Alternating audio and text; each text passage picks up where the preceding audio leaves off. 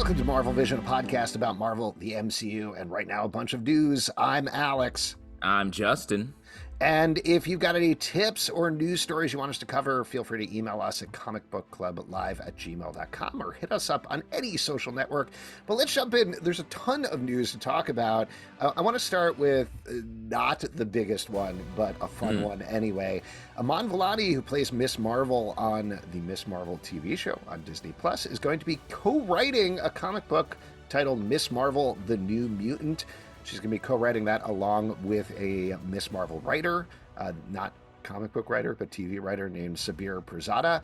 And it's going to have art by Carlos Gomez and Adam Gorham. Now, spoilers for what's currently going on in Marvel Comics, but Miss Marvel was killed off in the pages of Amazing Spider-Man. We were a little split in terms of the events of that and how they did that, but they're bringing her back very quickly because the X-Men have the power of resurrection right now. So they're going to bring her back. In the comics, she's going to still have an inhuman origin for her powers, but she's also going to be a mutant. She's going to get new costume, but not new powers ostensibly. So in the comic they're writing, and Iman Vellani talked about this in an article in EW and on Marvel.com, where she's still going to have stretchy powers in the comics while she has light-based powers on the TV show. So what do you think about this, Justin? What's your take? I mean, Iman Vellani is a very public, diehard comic fan, so I think it's cool. I mean, I don't know, the fact that she's partnered with a writer, I think is really cool. Like the way to not just have it be like, good luck, actor, let us know how this comic goes, I think is a good choice. And I'm sure the enthusiasm is there. So whatever it is going to be interesting at the very least. Yeah, I agree. I think normally when I hear celebrities are writing comics, my alarm bells go up a little bit. And the fact that both Iman Vellani and Sabir Pirzada don't necessarily have comic book writing experience makes me a little apprehensive. I'm also apprehensive about the whole storyline. I don't like the fact that they killed her off. I understand them aligning her with her mutant origin that they're putting on screen. I do think that's nice. As much as I like Miss Marvel's stretchy powers, I wish they would just, if they're going to do it, just go all the way. Like, don't go half the way. Yeah. Give her the light powers as well. It's fine. I wouldn't like that either in a certain sense, but at least just do what you're doing here. But at the same time, like you said, Iman Vellani knows more comic trivia probably than I do. So I think let her do the comic. Very excited to read it. Very excited to check it out. And I hope they crush it. It's a good art team. Sarah Pichelli doing covers, which is awesome. Love Sarah Pichelli. Well, let me throw out this, though. I mean, we talked a little bit about the use of the word mutant in the Miss Marvel TV show. The fact that they're doubling down in the comic book universe makes me think that Miss Marvel in the MCU is the first mutant for real. And that's something that's a bigger news item, I think, than we've talked about, at least. Like, that means, and maybe we'll talk about this a little bit later, that we're maybe closer to the X-Men or mutants in the MCU than we think. Yeah, I think so. And like you cleverly teased, I think we're going to see a bunch of them show up. But whatever it is, we're definitely going to be following this comic. That's great. Let's get to the big news of the week, which is SAG, the Screen Actors Guild, starting Thursday, I believe, or Thursday night, went on strike officially. They're joining the WGA, the Writers Guild of America, on strike, which had previously shut down most of Hollywood and, by extension, most of Marvel productions. But now with SAG on strike, that's it. There's no productions going on, at least in the United States. There's no... or with U.S.-based actors. There is no casting going on. None of that stuff's happening. So just to run down the status of some of the things the way they were left, The Marvels, of course, is done or pretty much done. I'm sure they're working on the VFX and things like that, but that movie is still coming out. Loki Season 2, pretty much done as far as we know. Echo, pretty much done, should be coming out. Ironheart, Agatha Coven of Chaos, and Captain America Brave New Worlds are all in post-production, but frankly, I would throw a little bit of a question mark on them, because it seems like, at least with Agatha Coven Chaos and Captain America Brave New World, traditionally you would have reshoots on both of these things. So TBD, would you say, in terms of when they're going to be released? I would bet, especially with Coven of Chaos being more of a musical focus, I think. We don't know, I guess, the extent of that, but with music, I think you're going to want to fix some stuff and you're going to need the actors to do that. Brave New World depends on if they were anticipating the strike or not. If they were, they might have done all of their actor-based capture stuff that they needed, whether it was ADR or a reshoot or whatever. But I do think the way that Marvel has seemingly been making a lot of their productions, where it's like, we had initial shooting, now we're going to go into a bunch of reshoots, which is, it used to be reshoots were like, we won't do that because that'll send us over budget.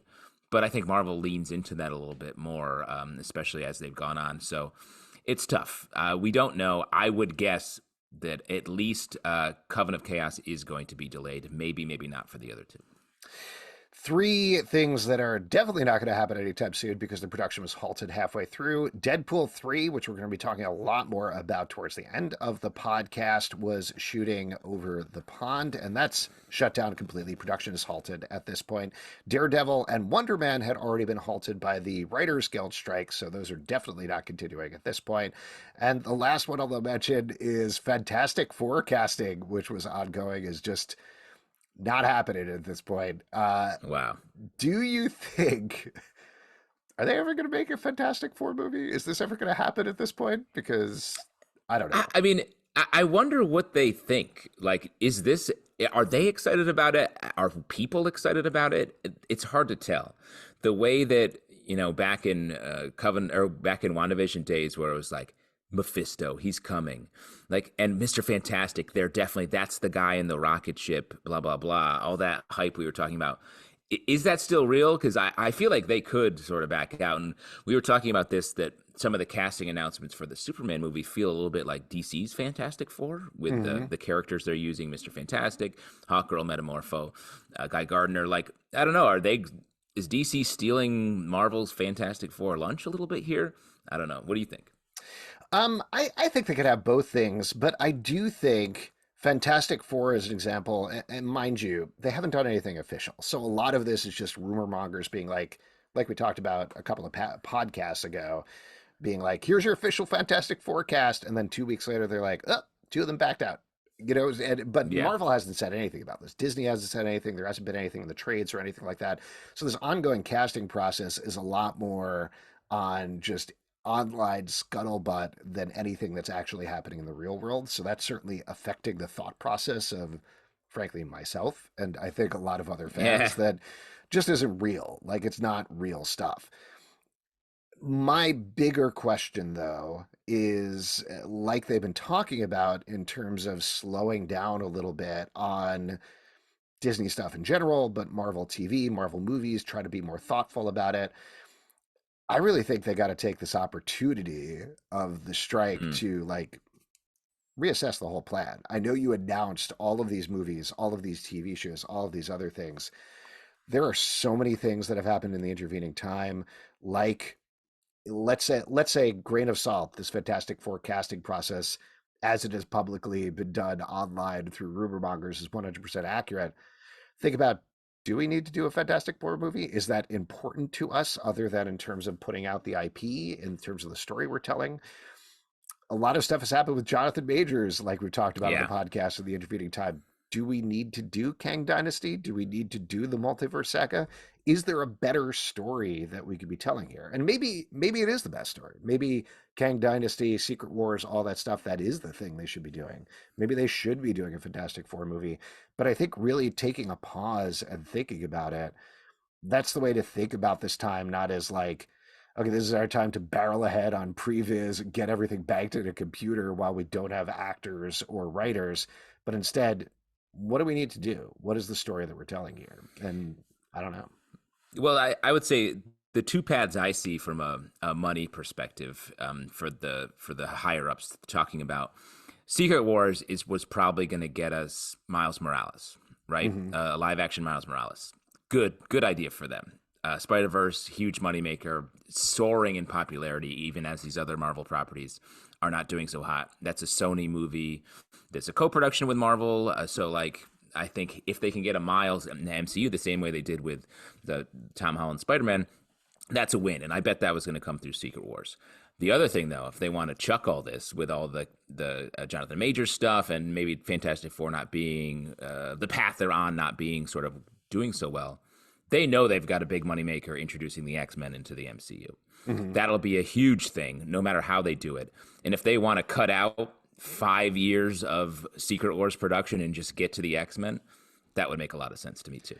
Right now, to me, and this is just a feeling, but this Marvel right now feels to me like DC did when they announced 56 movies and they were like, we're doing Justice League, we're doing Justice League Part 2, we're doing Green Lantern Corps. It feels like rather than the first 10 years, which were a little fly by the seat of your pants, and I think that was a good place for them to be. Now they're putting cart before the horse, not to mix too many metaphors or anything like that. Eh, But they're like, we announced all these things, we're on this path, we got to do these things. And they've already had a bunch of stumbles. So think about your stumbles and think about how you can course correct. It's okay. People will be initial like, uh-oh, is Marvel losing it if they scrap the whole multiverse saga angle of things? But ultimately, if the movies are better, it'll win people back. If the TV shows are better, same thing. So you're saying they put the cart before they're flying by the seat of their pants dead horse. absolutely, Is what you're saying. Nailed it with Got you. I can't think of anything else. Why don't we move on to a couple of other news items? This is tied in here, but the day of the strike, Bob Iger, who is the head of Disney, I can't believe he did this. He was and this is not a joke, he was at a Billionaires retreat and did an Well, interview. just a second on that, because like with the strike stuff happening and like Fran Drescher, who's like the president of SAG, giving this impassioned, like badass speech when she called the strike on Friday or Thursday night. And then we had this statement coming out from an anonymous exec that we want to force the writers into poverty, to lose their homes and everything. And then you got all these guys going at their billionaire retreat.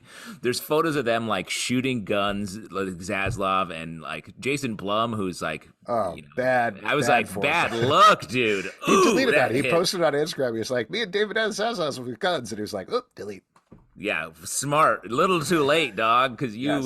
you put yourself in the wrong bucket on that one. But anyway, they're all they're all like flying off the handle, saying all this stuff. They're clearly mad about this strike. It's just so sorry. That's a lot of preamble for this quote, but like again, just very rich people in charge of all of this stuff being very like childish at a time when they should be well better in control of their mouths.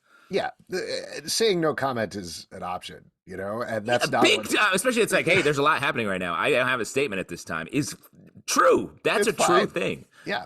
Instead, one of the big quotes that people hooked into with this Bob Iger interview was him talking about it being very upsetting what the writers and actors doing, what they think about everybody else below the line. And everybody below the line was like, yo, you're Yeah. not paying us anything. There's a lot of stories that we're getting too far afield before we get to this actual quote about Marvel. But I saw so many people who were below the line folks, PAs and people on crew who are like, you didn't give us lunch on our production, and the people Yeah. that paid for my lunch were the writers. So we're on their side, buddy. But anyway, the thing about Marvel, and I'm going to read this quote in full because there's a bunch of preamble before he actually gets to it. But he said, there have been some disappointments. We would have liked some of our more recent releases to perform better. It's reflective not as a problem from a personnel perspective, but I think in our zeal to basically grow our content significantly to serve mostly our streaming offerings, we ended up taxing our people way beyond in terms of their time and focus, way beyond where they had been. Marvel's a great example of that. They had not been in the TV business at any significant level. Not only did they increase their movie output, but they ended up making a number of television series, and frankly, it diluted focus and attention. That is, I think, more of the cause than anything. So, a lot of people were railing on this quote online. One quote I saw in particular was Clark Gregg of Agents of S.H.I.E.L.D. quote tweeting it and being like, bro, Yeah. in terms of like, we didn't have any significant Marvel TV productions. What's your take on this, Justin? What's your initial takeaway from this quote? Well, first off, he was in charge of Disney, and then he left, and another Bob took over, Right. and then he came back, and he's coming back and like shitting on all this. And I think the quote behind the quote here for me is he's saying the creatives were stretched too thin, they didn't step up, kind of energy, and I feel like it's like don't do that. You were trying to make some money at this company on this whole thing, and it's not about people like just not doing their jobs. Well, and the other part in terms of the continuity of it is Bob Iger is the one who set up this world where they were going to lean into streaming as hard as possible. Then he left, and then Bob Chapek took over. Bob Chapek, bad CEO. I'll just say that up Yeah. front. Like I've been on multiple conference calls with him, and he is an awkward, terrible human being as far as I can tell. But he dropped the ball that Bob Iger threw him, but Bob Iger is basically like, I made a bad decision. This guy did a bad thing with my bad decision. It's his fault. And it's not. You set it up, they didn't follow through, but also you didn't follow through on it. I will Yeah. say, to grain of salt, given the benefit of doubt here, I do think they got stretched a little thin in terms of Marvel TV and Marvel movies. I do think that's true. But I don't think that's the only reason at fault here. I don't think streaming and putting streaming TV shows and streaming movies on there is the only reason that these things are failing. You know, a lot of No. articles were drawing a comparison with Ant-Man and the Wasp Quantumania, like, ooh, yeah, the reason Ant-Man and the Wasp Quantumania didn't do well is because there was a lot of streaming shows and it felt like you could watch it on streaming. No, the reason it didn't do well is it was a bad movie. You Yeah. know, Guardians has done really well. Yeah. Spider-Man Across the Spider-Verse has done really well. There are other factors here, including changing behavior in terms of viewers over the pandemic that has nothing to do with like Marvel fracturing their focus from TV and movies. I don't know. It's yeah, go ahead. Yeah, I was gonna say you could say that like stretched too thin. I feel like pressed too hard and like Hmm. didn't give things time and money is always what it comes back to develop the good story that they wanted to. Because we talk about this a lot on these, especially the Marvel TV shows, where it's like there are good ideas here, there are good bones here. The underlying comic book story that they're based on is something we really love. They just didn't do it right. they Hmm.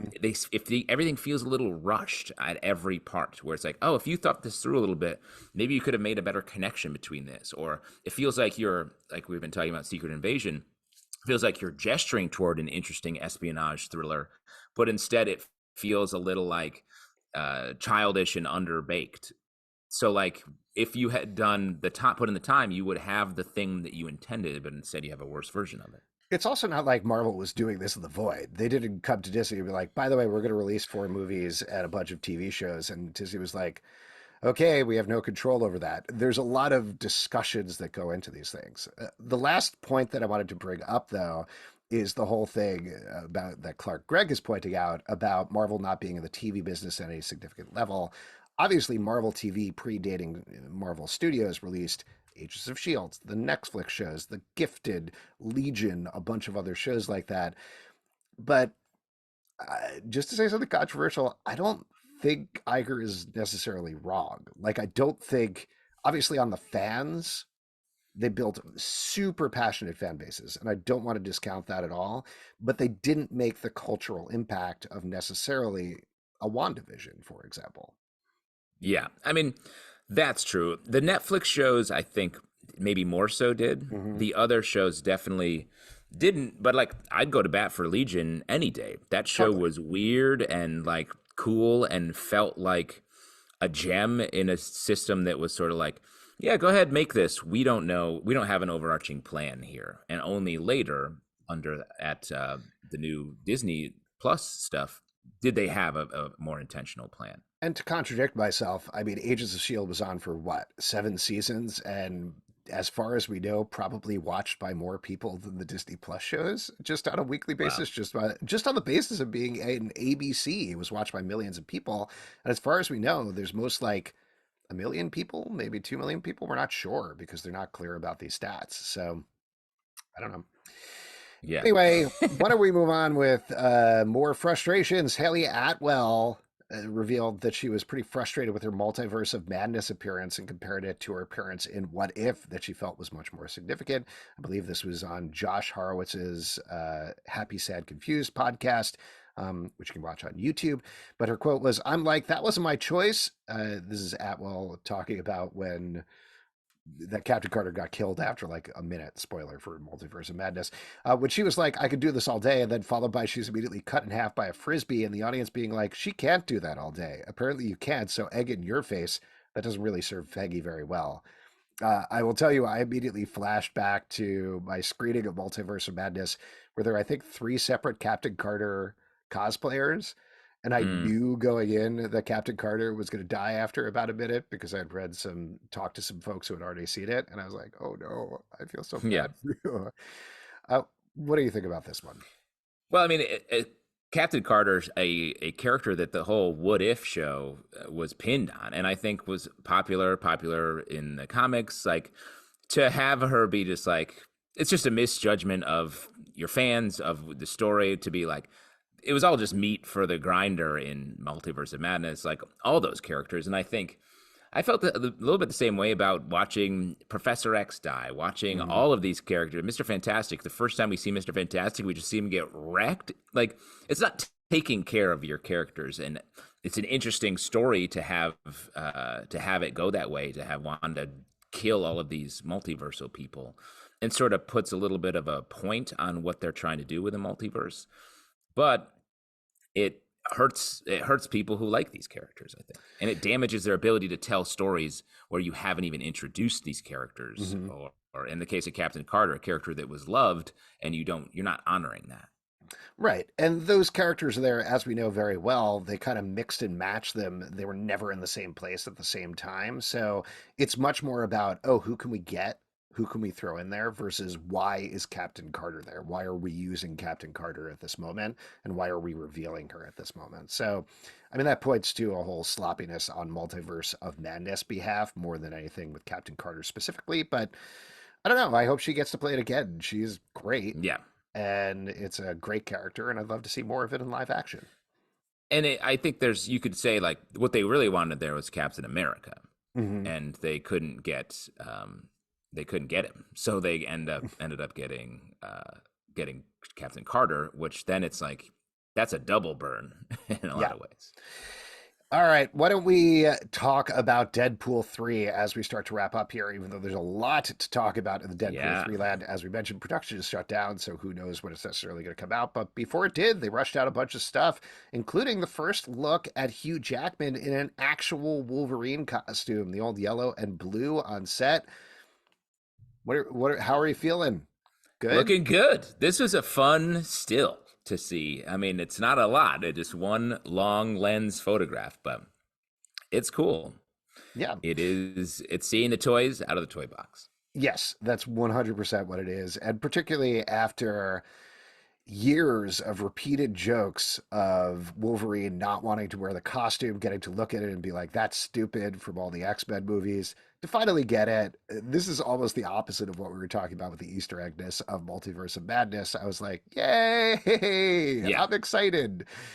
Um, Sounds But I good. think it's the flip. It's the flip of that where it's like fans want this even though it doesn't fit with maybe what the story we're trying to tell in the past anyway.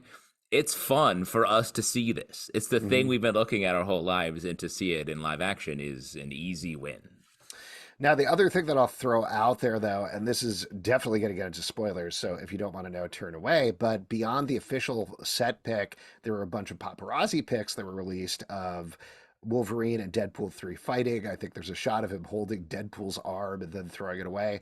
But the big thing, literally the big thing in the background, is they built an enormous 20th Century Fox logo that's crashed on the beach, which to me is like very clear Planet of the Apes reference in terms of like you Yeah. madman, you blew it up. But I think this also indicates what this movie is going to be, right? It almost, I mean, it's funny, we've been talking about Multiverse of Madness. It almost feels like it's the comedy Hmm. multiverse of madness from the just multiverse of X-Men madness, I guess is Hmm. a way of saying it, where it's like they're going to go meta and they're going to go make fun of the Marvel Fox merger and all of the hype around X-Men. It's what Deadpool 2 did with a lot. They danced around the X-Men being part of the Marvel universe, and I feel like this is going to go whole hog on it and maybe put us in a significant step toward the X-Men being in the MCU. Hmm. Yeah, absolutely. And I think versus Multiverse of Madness, where they didn't really go for it, like they sort of half Yeah. heartedly went for it, I would expect that Deadpool 3, clearly based on these picks, is going to go for it. And we'll talk a little bit more about how far it's going to go in a second. Speaking of which, just to kick that off, this was officially revealed. Jennifer Garner is going to be returning as Elektra from both the Ben Affleck Daredevil movie and her Elektra spin-off movie, aka everybody's favorite superhero movie, in Deadpool 3. This is another one where I'm just really wrestling with myself as a fan because I was like, great. That sounds great. I'm excited about that. Are you also excited or are you mixed?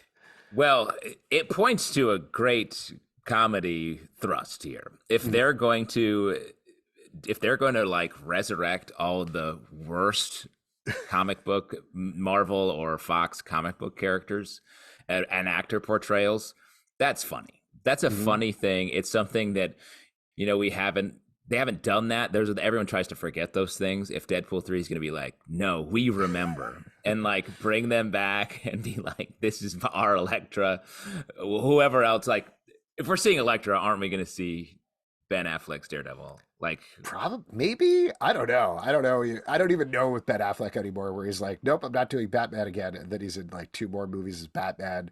He's done Dunkin' Donuts commercials. Who knows what's going on with him? But yeah, I mean, but I like him. I've only grown oh, to like sure. him more and more. He feels like he's just this is a wild like misjudgment probably, but he feels like a regular guy who's like, you want me to put on that costume again? Yeah, I'll do it. Whatever, I don't care. It's fine. I just want some coffee and whatever.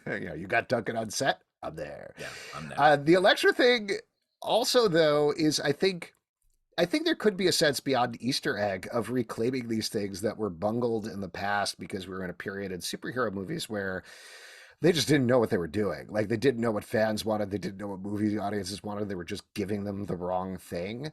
Jennifer Garner is great and she's only become a better actress over time, I think. Yeah. So having her come back, she's worked with Ryan Reynolds before. She's worked with, I'm blanking on his name, but the guy who's directing and co-wrote the movie that's worked with Ryan Reynolds a bunch as well in movies. So like clearly they know her. It's probably a little bit of a fun hangout for friends type thing going on because that seems like the vibe that Ryan Reynolds gives off. He's like, yeah, I just had my friends come over. Like it's a superhero version of what Adam Sandler does, I think, but hopefully not quite as bad. Oh, that's a funny way to look at it. But What are I don't the know. other What?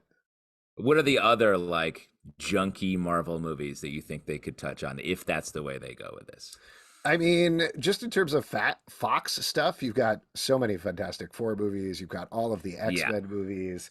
Um, I don't know. I think there's even a possibility, like, if they're going to go absolutely wild, go beyond Marvel movies. Like, get Shaquille O'Neal to show up as Steel or something like that. Why That's funny. not? Let's go for it. Kazam, is that what Yeah. you're calling for? I mean, legitimately, and this was one of my frustrations with Multiverse of Madness was they had like three universes and it didn't feel that crazy. Like they had the Illuminati sequence, but that's it. I want to see full on Deadpool kills the Fox universe. Like I want to Yeah. see like the classic Marvel comics where they just throw the whole kitchen sink in there. That's what I want to see out of this movie. But, and this is the important thing, and I think we could transition to the last part, is I want to know what the emotional threat is. Like Yeah. that's actually the most important thing to me is like, why are we doing this? Why is Deadpool doing this? And this ties into our rumor patrol that we'll end with here is did the entire plot of Deadpool 3 leak online? Now, we're not going to say any of the specifics about it. I Yeah. will say there was a 4chan thing that was like, here's the entire plot. 4chan, notoriously unreliable. Several scooper type people online didn't post it specifically, but they're like, that's pretty accurate. And Mm. they have a relative level of accuracy. So who knows? Things change a lot in production. Maybe it's an early draft. I will say from reading this plot synopsis, it sounds like fan fiction to Yeah. me. Yeah. Yeah. And again, we're not going to talk about any of the specifics, but I think the thing that was missing, that of course is going to be missing from this, is like, why is Deadpool doing this? What is the emotional hook here? Because the thing that worked really well about Deadpool was there was a good emotional hook. Deadpool Yeah. 2, a little less so because it was based on fridging, but they brought in Cable time travel because he was like, my girlfriend died and I got to save her. That's Yeah. what's there. So why are we potentially going into some sort of multiversal stuff for Deadpool 3? That's what I want to know. And just this isn't spoilers, but like if it is about multiverse and the chaos of all of that. And like, to me, it's like, where's my home? And I think that resonates from the meta Deadpool place as well, where it's like, I thought I was this weird Fox movie that sort of was X-Men adjacent, but not really. And now he, because of its success, became the standard bearer for the X-Men and is now like maybe going to be the bridge between the X-Men and MCU and is a much more important character in the business. So the idea that, like, referencing that, feeling that, because that's a life thing too, where you're like, what is my life? Where am I going? I feel complicated. Why can't I get back to a more simple thing? Where's my home where I can just be comfortable? That feels like a good Deadpool arc and emotional storyline, especially Wolverine, a character who's like super gruff, but at its core, sort of a sweetie pie. Is that a fair statement? Yeah, a real sweetie pie? I'd call him a tall drink of water, tall sweetie a real pie. Pookie. Yeah. He's a real cutie patootie.